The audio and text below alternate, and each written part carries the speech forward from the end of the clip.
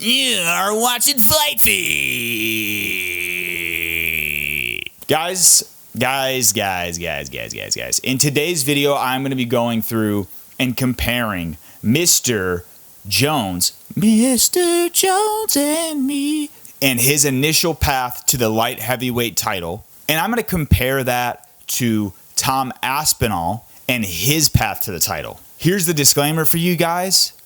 This video really is for every person saying Tom has not done enough. I'm going to prove to you that Tom has done enough. And we're going to look at it right now. Okay, guys, so on the left part of the screen here, I've got Jon Jones and his initial path to the title. And then on the right side, I've got Tom Aspinall and his path to the interim title, because he has not even gotten a shot at the Undisputed. So, to give you guys perspective, and I want to debunk the fans that say Tom has not done enough. If we're just going to go based on the merit of, hey, how many fights did Jon have, and what was his record when he got a shot at the title, the Undisputed title, okay?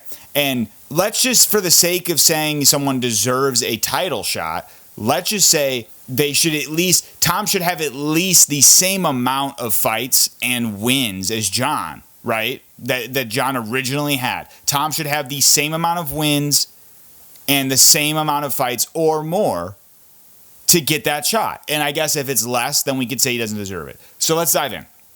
Jon Jones fights Andre Gusmao, wins the fight by decision. Jon fights Stephan Bonner, wins the fight by decision. So that's 2-0 in the UFC. Fights Jake O'Brien, wins that fight by submission.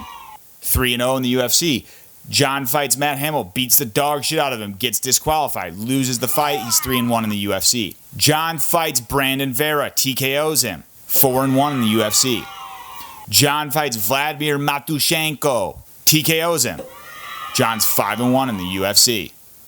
Jon fights Ryan Darth Bader, submits him with a guillotine choke, 6-1 in the UFC. At 6-1 in the UFC, Jon Jones, albeit it was a short notice matchup that he received. It was a short notice opportunity that came through. He gets his fight for the Undisputed light heavyweight title at 6-1. We're going to just count that real quick. We got 1, 2, 3, 4, 5, 6, 7 fights. He lost the one. He technically won. 1-6. Okay? Now let's take a look at Tom Aspinall. Tom Aspinall knocks out Jake Collier in his debut in the UFC. Short notice, by the way. 1-0 in the UFC. Second fight, knocks out Alan Baudot. 2-0 in the UFC. Third fight, submits Andrei Arlovsky. 3-0 in the UFC. Fourth fight, knocks out Sergey Spivak. 4-0 in the UFC. Next fight, submits Alexander Volkov. 5-0 in the UFC. Guys, just one little tidbit too. As you saw how many decisions Jon had, Tom has zero motherfucking decisions. These are all first round finishes, except for the Andrei Arlovsky fight, which was a round 2 finish. Anyways, we got Tom 5-0 in the UFC. Tom goes and matches up against Curtis Blaydes, gets injured, loses the fight. 5-1 in the UFC. Tom comes back, fights Marcin Tybura, knocks him out. That is 6-1 in the UFC.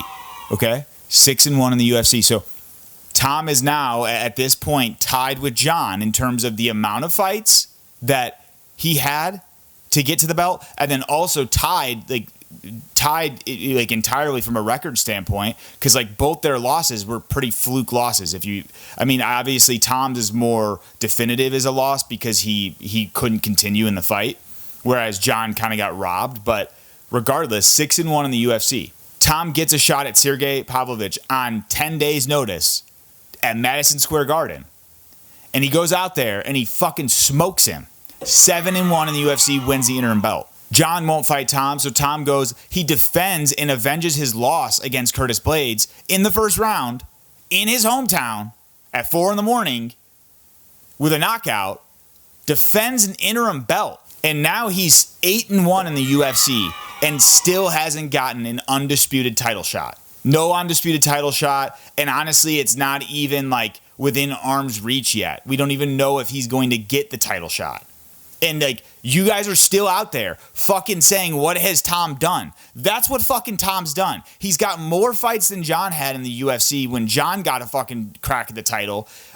He not only got more fights on his record than Jon did, he's also beat.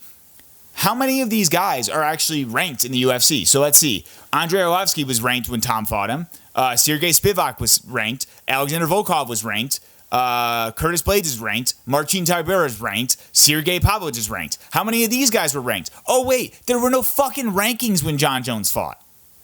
So for you guys to be out there and trying to act like Tom hasn't done anything, not to mention, let's just throw in the fact that Tom's fucking demolished every single person with knockouts or submissions. The fucking slander has to stop. And you guys as fans, you have to support the fact that this guy is going out there. He's not a boring fighter.